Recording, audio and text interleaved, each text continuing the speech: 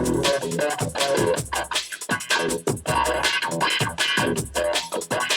away we go. Hey there, folks. I'm Brian Rieger, and I'm here with three guys and an iPad, the mortgage and real estate industry's collective and proverbial water cooler. I'm joined, as always, by the other two guys.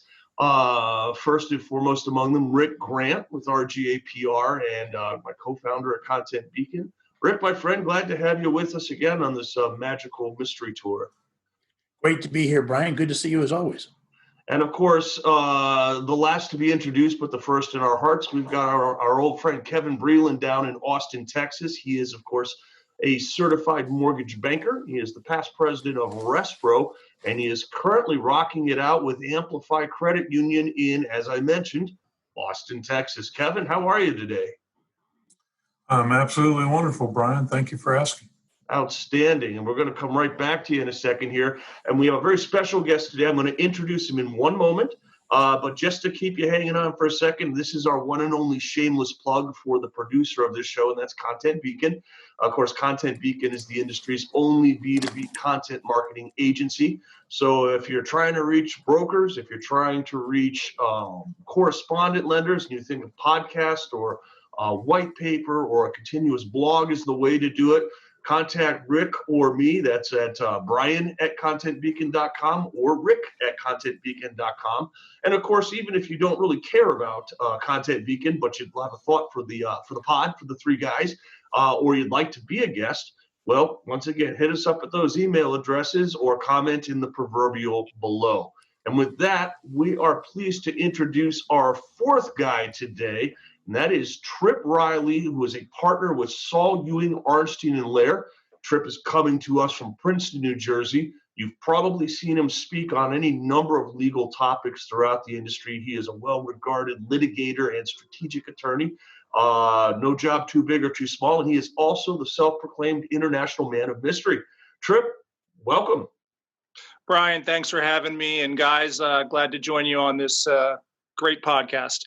And just so that you know, we are aware that we are being billed in 6-minute increments, Trip, so we're going to cut you off very quickly, okay?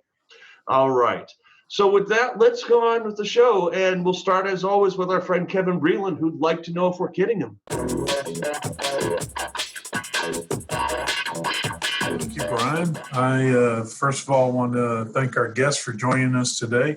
It's obvious that Trip has no concern about his reputation going forward, so that's a good thing. So the first thing that I always like to do in this segment is, of course, talk about Austin because, you know, we're number one on every list that comes out. And I mean, you guys know that.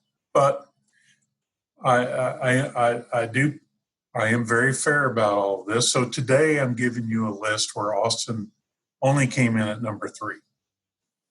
But number 1 would surprise you. So there was a new list put out by the Milken Institute called the 2020 Best Performing Cities in the United States.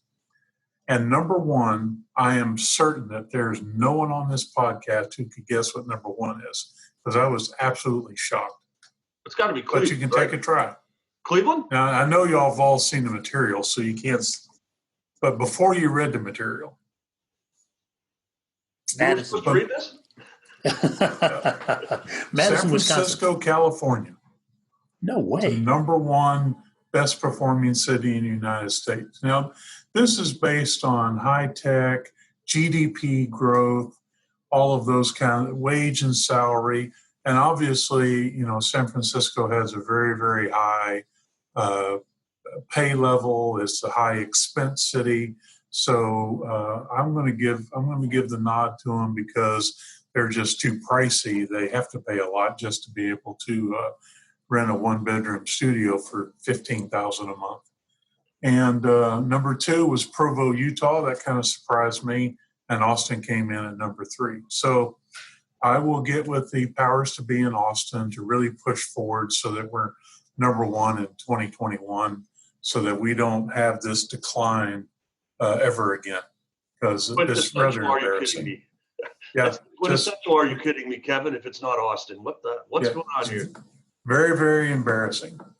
So I don't know if any of you use Clearview AI.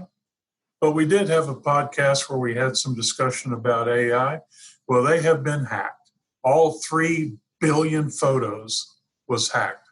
So what they have done is they have created a software that does facial recognition. So Trip, when you're walking through Princeton and the cameras are picking up on the street, they're zooming in on your face, this company can actually say who you are. There goes Trip. You must be going to a coffee house or wherever it is you like to walk to. I thought that it was the customers that the names of the customers that got hacked, which really concerns me because I paid a lot of money to get all your pictures uploaded onto my computer. Well, see, they got not only the names but the photos. 3 billion photos. I'd kind of like to know what kind of server they have because it seemed like to me after I get 100 on mine, I have to delete some to get some more on there. So I don't know how you get 3 billion photos on one server, but that's apparently there is one out there that'll do it. So last but not least, the culture in the workplace has been ruined. Now, I don't know if you were aware of that, but how do you ruin workplace culture? Well, basically, our friends in Silicon Valley who really have spent all this time about trying to develop a work-life balance, working from home, all of these different things that we all have now done has really changed the culture in the office because half the time people aren't there. They're somewhere else. I mean, where I work, we have people all over the place. They're not just in our corporate location. All the underwriters aren't there. Some work from home. Some processors work from home. So it has been decided that this whole process now has ruined the work culture because now we have become a society of 996. 9 a.m. to 9 p.m., 6 hours a day. And because we're all working remotely. All of us can agree that when you're working at home, you do have a tendency to work a little longer, you log on earlier, you stay on a little later, and, none of us are making any extra money for that. We're just doing it because we're bored. So we got to have something to do when we're home. So that's, I'm sad to report that we've ruined the work culture, but now we know that we can move forward with our lives. But Kevin, so that's what I have. Well, Kevin, at least we've got time to podcast now. Yes, absolutely. We got plenty of time now. Outstanding. All right, Kevin. Well, we'll get on that precipitous decline for Austin. We'll get on that for our next Are You Kidding Me? And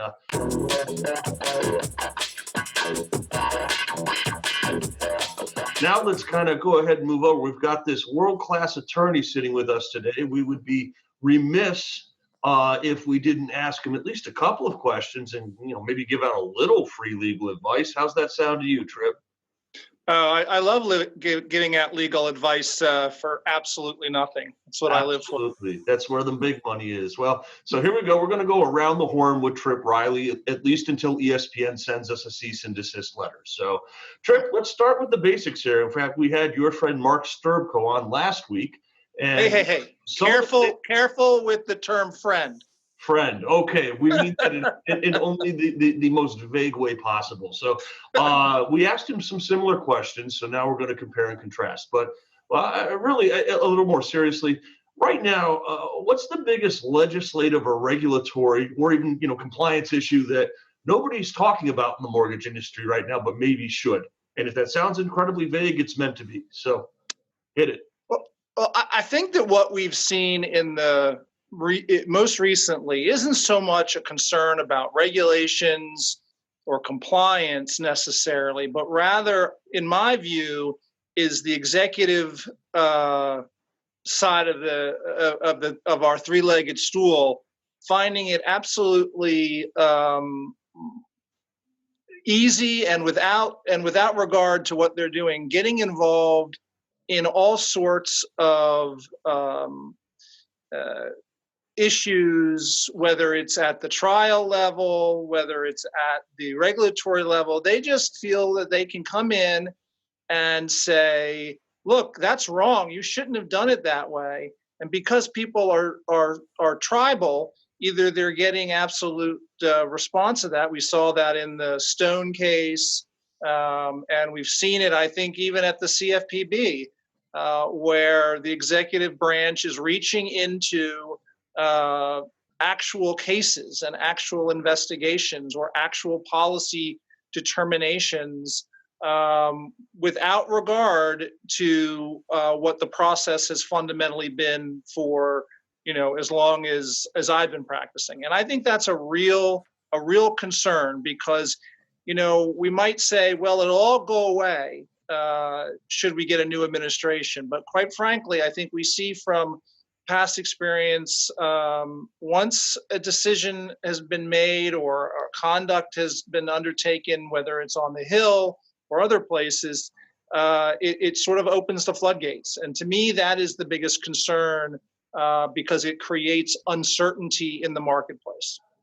See, guys, this is why we can't have legal professionals on the show. They won't take a stand on anything. Come on, Tripp, tell us what you really think.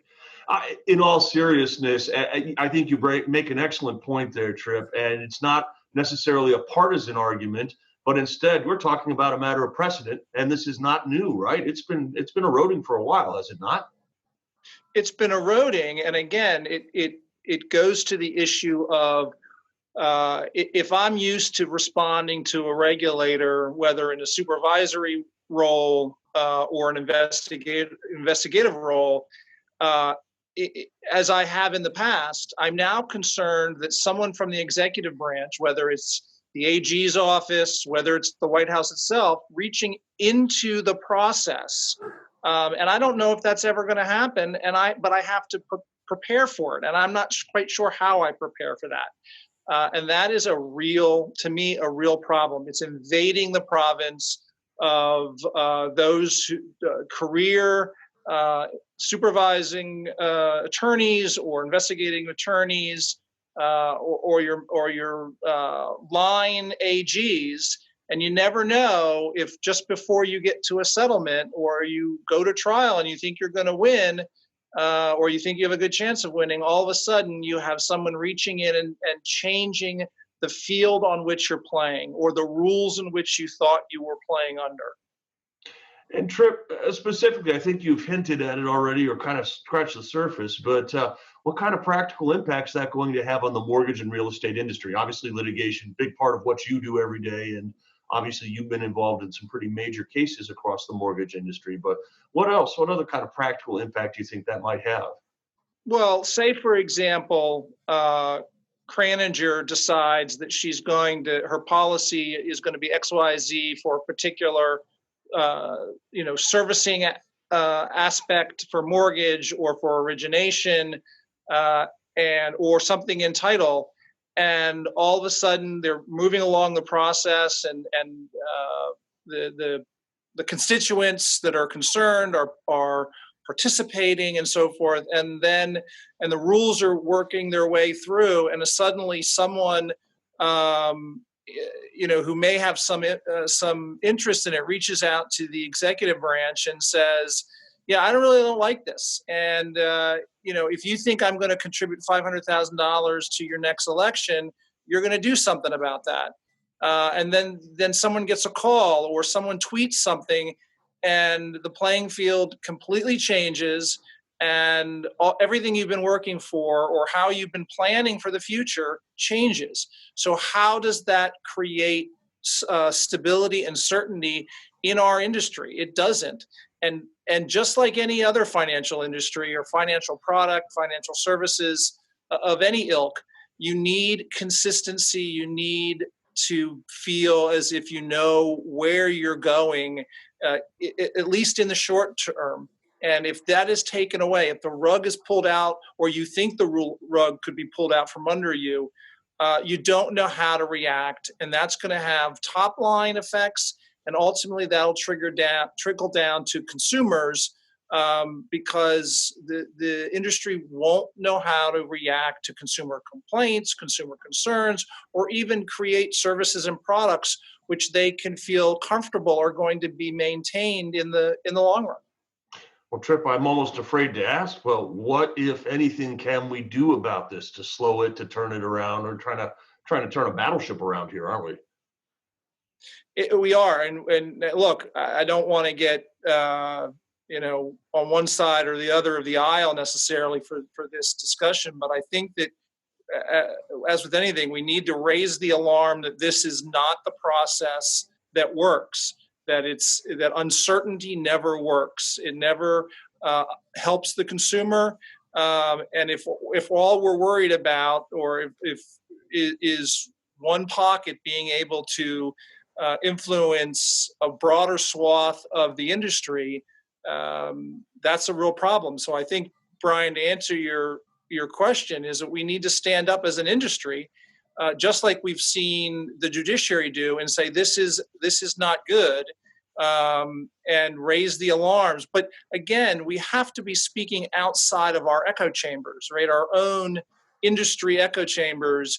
We can say that among ourselves, but if no one's listening because the walls of our echo chamber are too high or too thick, it doesn't do us any good. So we need to reach out to all people who are and industry members who are concerned, and have this dialogue, and have an open dialogue with the regulators as well, so that we aren't just talking to ourselves. Great point. I'm going to go back to move to our next point. I'm going to go back to a statement you said. I don't think anyone's going to disagree with you. Uncertainty is never a good thing for our industry, or something to that effect.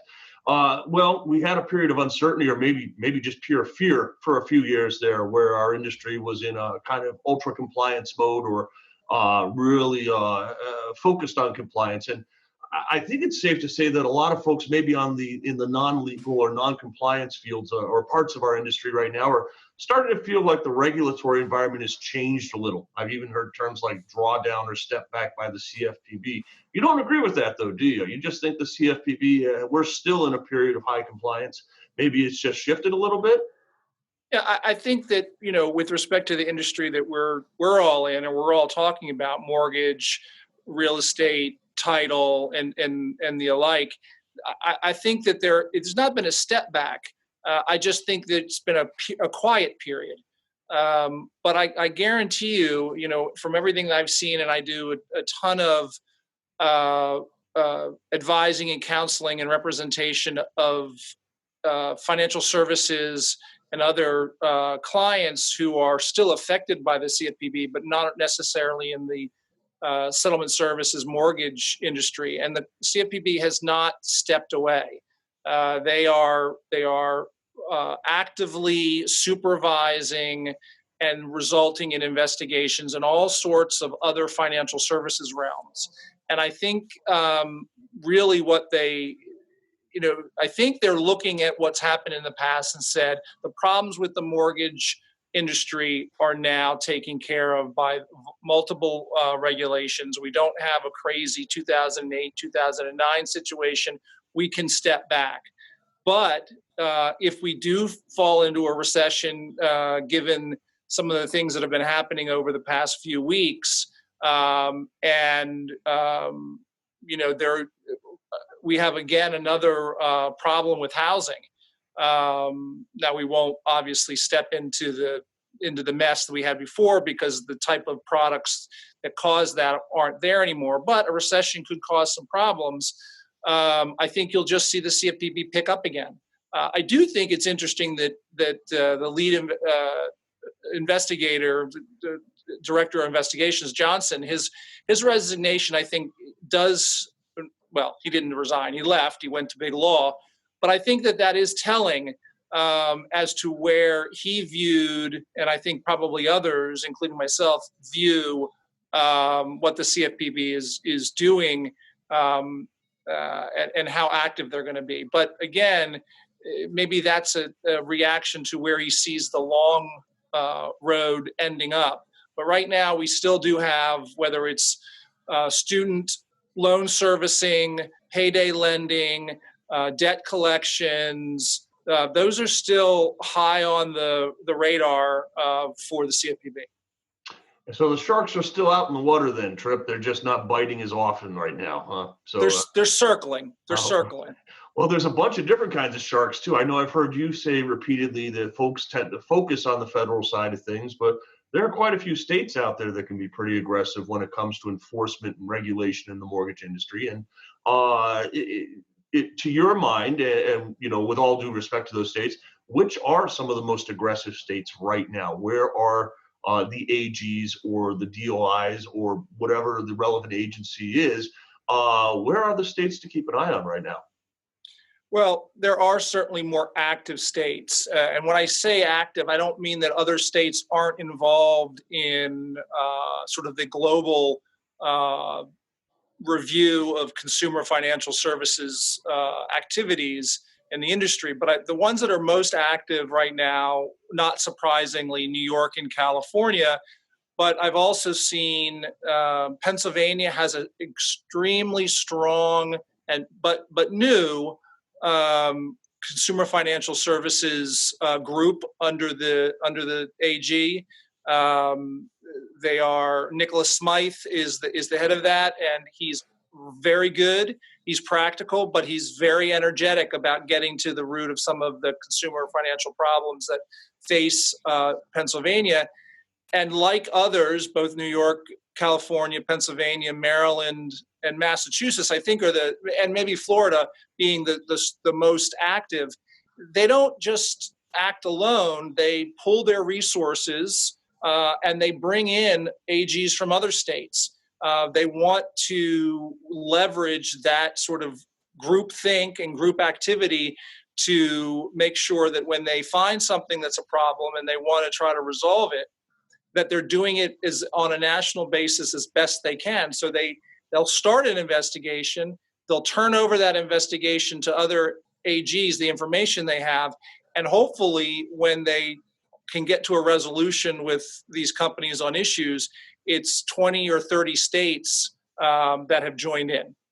Interesting, very interesting. And of course, Tripp, we're not going to let you get away without one more question today. And as folks may know, you are a proud resident of the state of New Jersey, have been for a long, long time. And of course, New Jersey, I say this as someone who's a Clevelander. So it's one of those places that drives strong opinions, both positive and negative sometimes. So what's one thing people don't know about Jersey that they really should? What's one place where people just don't give the state enough credit? I don't mean the AG, by the way. Well, I'm not so sure they give New Jersey credit for anything.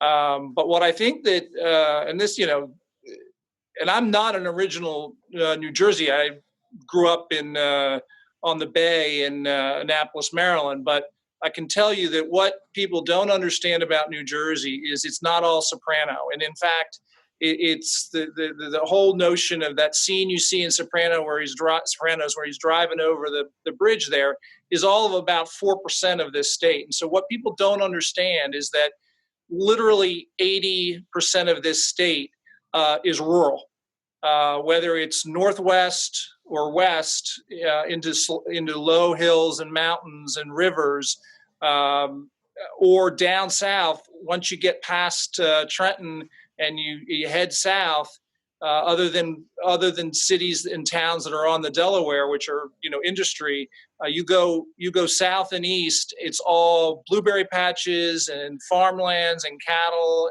and vineyards, and then you hit the beach, of course, and we have an entire about 350 miles of beach. So people should come here because there's a lot. You land in New York and outside of Newark, and you think it's one thing, but you go literally 10 miles and you wouldn't recognize anything that probably you thought New Jersey looked like. It's beautiful down there, I have to say, and I'd have to agree with you. And I run into the same problem. There are still people who believe that our river's on fire here in Cleveland, and it's been 50 years. It's not? It already. Yeah, okay. All right, we're going to mute you now. Hey, Tripp, seriously, though, if anyone does want to get in touch with you, has some questions, has a need for your services, what's the best way to reach you? The best way to reach me would probably be by email, and although you've introduced me as Tripp, and that's what I go by, my real name, as you know, and everyone on the call knows, is Francis Riley. So it's Francis .Riley, R-I-L-E-Y, at saul.com. And we'll try to, our fantastic producer, Mr. Rick Grant, will try to get that up on the screen as well so the people have the visual cue. And, well, Tripp, we really do appreciate your time. You want to stick around for one more segment with us? Join our peanut Awesome. gallery?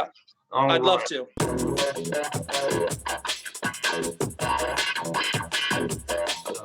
We all get a ton of great e-news pushes on a daily basis. Rick and I doing PR, among other things, we get pretty much all of them. And a lot of good work being done out there. And sometimes it's hard just to digest all of that news. So we try to pick out one or two stories that may have gotten past us or which people are probably talking about around that virtual water cooler.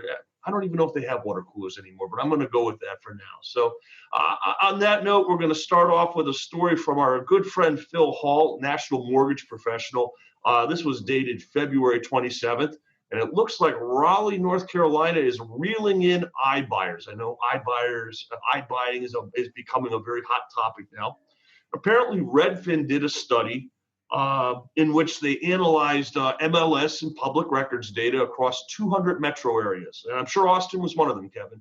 And they were looking at home purchases and sales made by the top iBuyer platforms. That would be Open Doors, Zillow, OfferPad, Redfin now. Raleigh had the greatest iBuyer market share last year at 7.3%. And that's, almost double, 3.9% in 2018.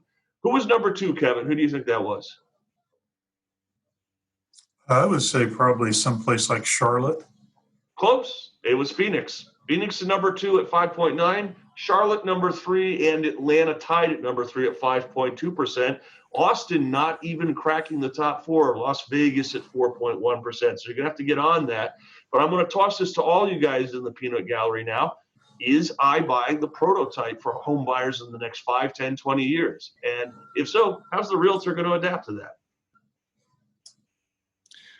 Well, Brian, I'll chime in. I think that iBuying obviously has two sides. They have the Zillows and the Open Door buying them from the current owner, and that's where I think you're seeing the most increase.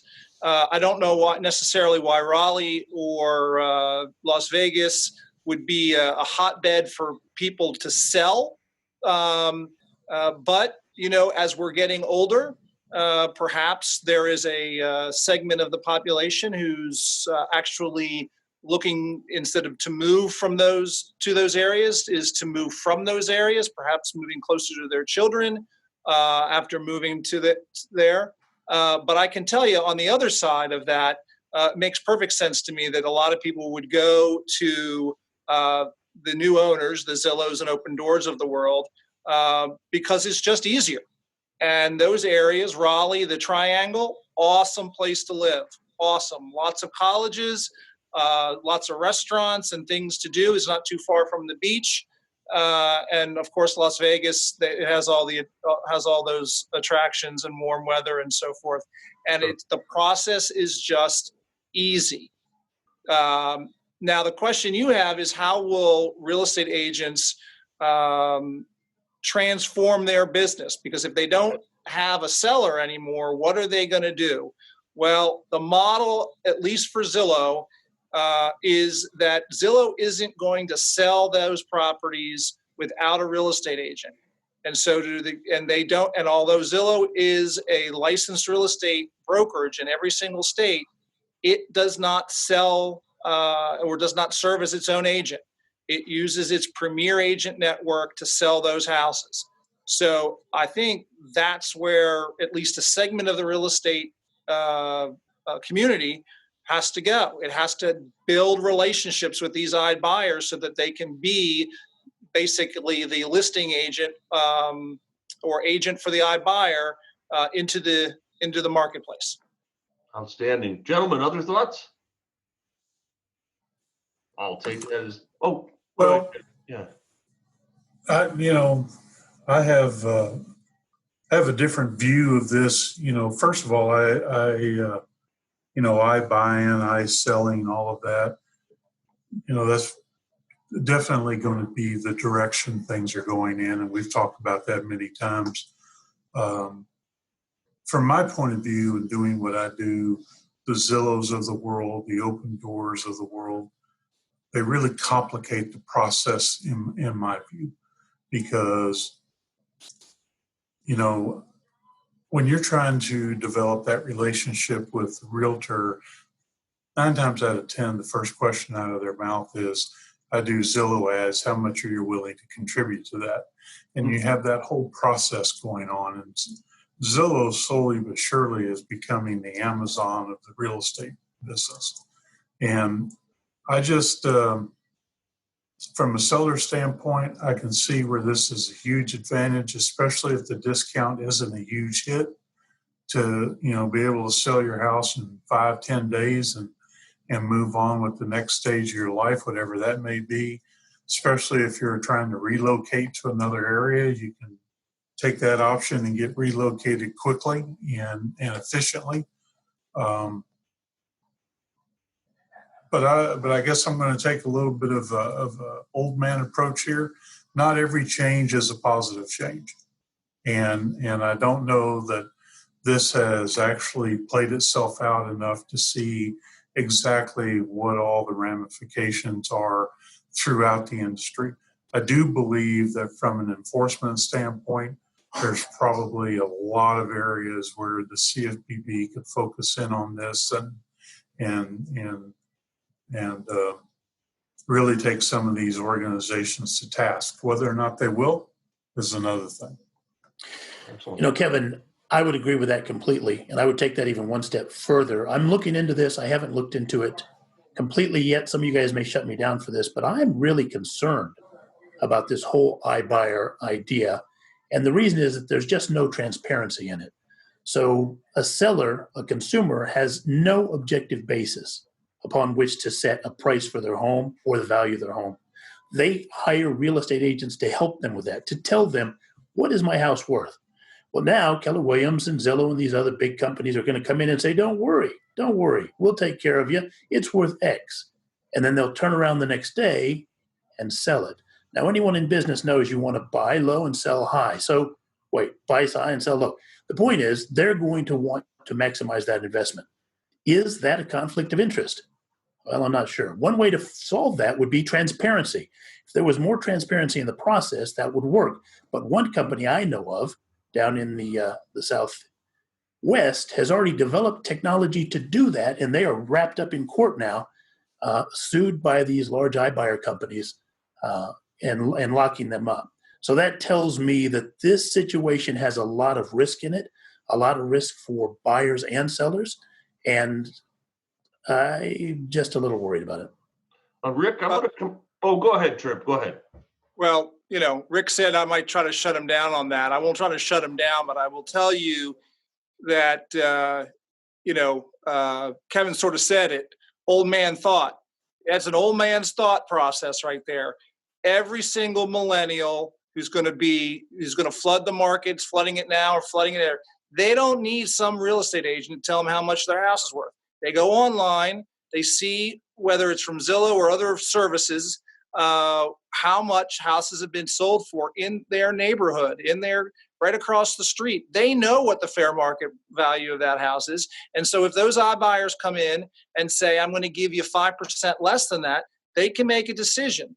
Is that worth it to do because I want to sell now? I have a house ready to go I want to buy, and I'm willing to take the hit on slightly less than my neighbor got because I get to move on. And they understand, millennials aren't dumb. They understand that these iBuyers aren't buying them to take a loss, right? They think, oh, thanks, I'm selling it to you because you're going to take a loss on this. No, they know.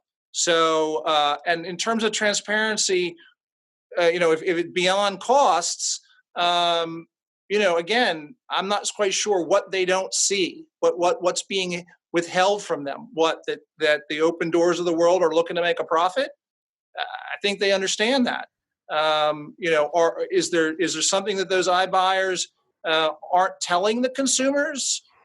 I don't think so. They go out, they inspect the house, they tell them this is why we're going to pay this based on our inspection. So I think, quite frankly, rather than trying to argue that it's a problem, if I'm a real estate agent or broker or I'm a title company, I want to understand that industry, how it works, and how I can profit by it as well. I want to add a follow-up question. And Trip, you brought this up. It is, it seems like a relatively easy, maybe a little bit lazy analysis on my part when I look at the cities where it's, going great guns, Phoenix, Raleigh, Charlotte, young people cities, must be millennials. But there are a couple of cities, not to continue to bring the joke back to Kevin, but I would have thought Austin would be one of those cities. Where's Portland, Seattle, some of the other young places? Are there other factors beyond convenience and the millennial desire to do it online or out of an app? What else, if anything, maybe I'm just wondering out loud here, and I'll open this up to anybody really, but is this purely a millennial and following generation issue, or is there more to this? Rick, you're shaking your head. Tell me more. No, they're going to get old people. Old people are tired. Old people don't want to put up with it. Old people will just agree. These guys are the experts. I'll take that price, and they're going to move on. Younger people, as Tripp pointed out, are smart. They'll do the data, they'll do the research, and it's going to be harder for them to settle on a loss if they think they can do better. I think we're going to see the older people doing it first, and then us boomers are going to probably step right into that because, trust me, the whole real estate sales process is a pain in the butt, left and right. If somebody comes in with a reasonable offer and I'm ready to go, I'll sign. I would agree with that. I would agree with that thought process. I mean, when I look at what I would do, to a large degree, I don't think I'm any different than any other consumer. If I'm ready to sell my house and I'm ready to make a move now, and let's say my neighborhood, for some reason I have a number of 300,000 in my mind, and that's the number that I'd like to get, but I explore the Zillow open door model and can get 280 or 270, but I can get it now and I'm on my way. If it accomplishes what I'm trying to accomplish, I probably would do it because it's easy, simple. We pick a date where you need to be out. There's no stress. I don't have to worry about the buyer not being qualified at the last minute, all of those kinds of things. So I think it does remove a lot of the angst that you can get as a seller when you have other plans beyond selling your house. Excellent point, Kevin. And I'm going to come back to you now with our next story. I think before you invoked the almighty Zillow, and sure enough, Housing Wire agrees with you. This from Kathleen Hawley, going back a little bit to January 15th, pointing out to us that in the Swinople Power 200, I think we're all familiar with that. You'll never believe it, but CEO Rich Barton of Zillow is the most powerful person in real estate this year. And we're bringing the story up, A, because I'd really like you to sponsor a Zillow, but B, to talk a little bit about what's next for them. They've become, like you said, the Amazon of the real estate industry. They're the homegrown, we've been waiting for Amazon or whomever, Google it was at one point, or whoever. We're waiting for this 800-pound gorilla to come in. It might already be in the living room. I'll point out, the article points out, Ms. Hawley tells us that, Barton's spoken of his drive to create a trade-in experience for home sellers that would, of course, use the Zestimate as a standing offer for real estate. I will also give kudos to the number 2 in the Power 200 there. That's Gary Keller of Keller Williams, to no one's surprise. And Ron Peltier over at Executive Chairman at Home Services of America, and he was number 1 last year. All right, Peanut Gallery, this is a real easy one for you. All hail to Zillow. What's the next big thing out of Zillow, or who's going to knock Zillow off their throne? I'll just say this, Brian. If you look at the stories, these stories that you've chosen this week are connected. A lot of this is about their iBuyer platforms. The reporters are seeing this as a wave of the future. They're probably right. And if it works the way they think, these guys are not just going to be the most powerful in real estate. They're going to be among the most powerful people in the country. I think what you'll see is competition. I'm almost surprised that I haven't seen from Home Services, Realogy, and the alike, iBuying becoming part of their platform as well. They just need to have a bucket full of money. And most of those companies are owned, as we know, Home Services is owned by Berkshire Hathaway. Realogy is owned by a large portion of it is owned by BlackRock. So on and on, you'll see that I think why they have these three people as being the top tier in this industry is because they are the forethinkers. They are bringing it to all of the. They're the disruptors currently of the industry, and people will eventually follow them. Fantastic. Yep. Well, I can see, I don't know if you know this, Trip, but we are powered by a second generation iPad, and my kids use it a lot. So we're running out of power here, which means we're just about out of time. I'd like to again thank our special guest, Trip Riley. It's Saul, Ewing, Arnstein, and Lair. As always, my thanks to my good friends Rick Grant and Kevin Breeland, and yeah, that'll do it on the power. Mr. Grant, why don't you take us home?